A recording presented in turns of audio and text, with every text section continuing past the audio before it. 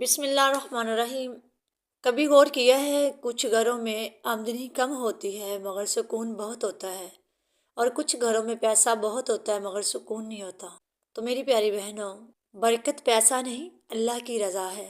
ذرا تصور کرو، قبر اندھیری ہے، سانس گھٹ رہی ہے اور اچانک ایک آواز آتی ہے، یہ عورت وہ ہے جس کی زبان نے اس کا انجام لکھ دیا۔ اکیلا ہونا صرف جسم کا نہیں ہوتا، کبھی کبھی شوہر بیوی کے ہوتے ہوئے بھی اکیلا ہو جاتا ہے۔ زبان چھوٹی ہے مگر اس کے زخم بہت گہرے ہوتے ہیں۔ تو آئیے سنتے ہیں وہ کون سے 5 کام ہیں جو کرنے سے عورت اپنے گھر کو بھی تباہ کر دیتی ہے اور بچوں کے فیوچر کو بھی۔ السلام علیکم ورحمۃ اللہ وبرکاتہ۔ میں ہوں زبیدہ، آپ دیکھ رہے ہیں میرا چینل عورت اور زندگی۔ تو میری پیاری بہنوں، یہ لیکچر الزام نہیں، یہ آئینہ ہے۔ آج میں تمہیں وہ راز بتانے جا رہی ہوں جو میں نے کتابوں میں نہیں، زندگی میں دیکھے ہیں۔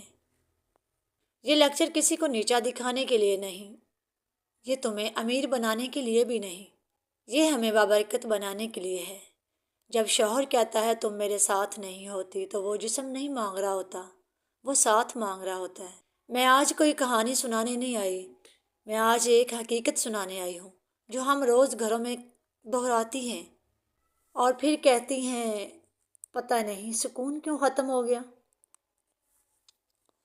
میری پیاری بہنوں، یہ لیکچر تمہارے خلاف نہیں بلکہ تمہیں بچانے کے لیے ہے۔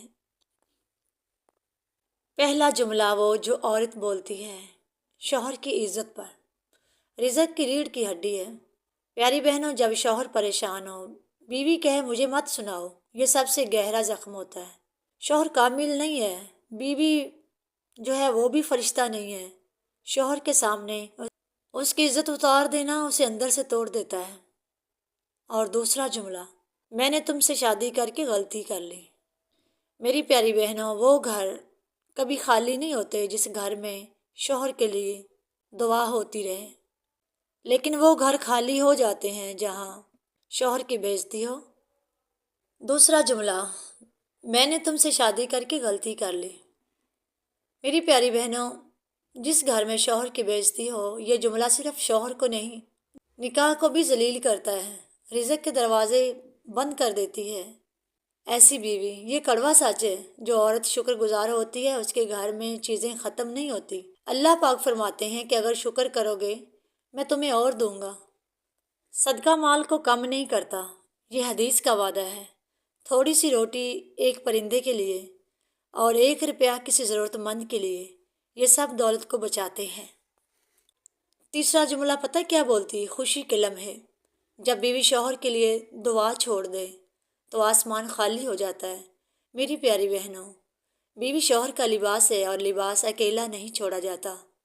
اکثر مرد غلط راستوں پر بیوی کی بے توجہی سے جاتے ہیں، یہ سچ ہے مگر تلخ ہے۔ جب شوہر خوشی بانٹنا چاہتا ہے، یہ نظر انداز عادت بن جاتی ہے۔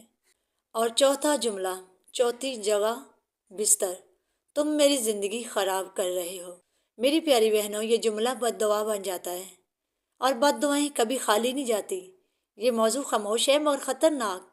بلا وجہ دوری شیطان کو دعوت دیتی ہے۔ جھگڑا، تانا، بد دعا، یہ سب برکت کھا جاتے ہیں۔ جو عورت زبان سنبھال لیتی ہے، اللہ تعالیٰ اس کا گھر سنبھال لیتا ہے۔ جب بیوی شوہر کے لیے دعا چھوڑ دے تو آسمان خالی ہو جاتا ہے۔ یہ خاموش موضوع ہے مگر خطرناک۔ بلا وجہ دوری شیطان کو دعوت دیتی ہے، یہ نظر انداز کرنا اچھا نہیں ہوتا۔ اور کچھ ایسے جملے جو بیوی بولتی ہے کہ تم سے تو کسی اور کا شوہر اچھا ہے۔ تو میری پیاری بہنوں، یہ جملہ شوہر کے مرد ہونے پر حملہ ہے۔ یہ غیرت کو چیر دیتا ہے، یہ عزت خاک میں ملا دیتا ہے۔ تم کچھ کما نہیں سکتے میری پیاری بہنوں، رزق دینے والا شوہر نہیں، اللہ ہے۔ لیکن زبان جب زہر بن جاتی ہے تو برکت اٹھ جاتی ہے۔ جملہ نمبر 5، 5ویں بات، مجھے تم سے نفرت ہے۔ مجھے تم سے نفرت ہے، یہ لفظ دل پر نہیں، سیدھا عرش کے نظام پر اثر کرتا۔ میری پیاری بہنوں، رسول اکرم صلی اللہ علیہ وسلم نے فرمایا، اچھی بات کہو یا خاموش رہو۔ ہم زبان سے جنت بھی کما سکتی ہیں اور زبان سے جہنم بھی۔ میں نے وہ عورتیں دیکھی ہیں جن کے شوہر خاموش ہو گئے، پھر بدگمان، پھر دور، اور آخر کار کیا ہوا؟ اجنبی بن گئے۔ تو میری پیاری بہنوں، شوہر تمہارا دشمن نہیں، وہ بھی تھکا ہوا انسان ہے جو باہر کی دنیا میں ذلیل ہو کر گھر سکون لینے آتا ہے۔ میری پیاری بہنوں، یہ زبان چھوٹی ہے مگر پورا گھر جلا دیتی ہے۔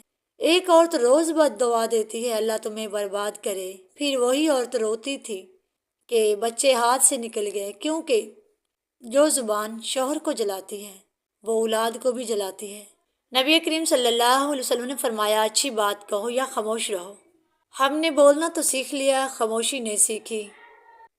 میری پیاری بہنوں، میری اللہ تعالیٰ سے دعا ہے ہمیں صابر، شاکر اور باادب بنا دے، ہمارے گھروں میں سکون، رزق اور محبت بھر دے، آمین۔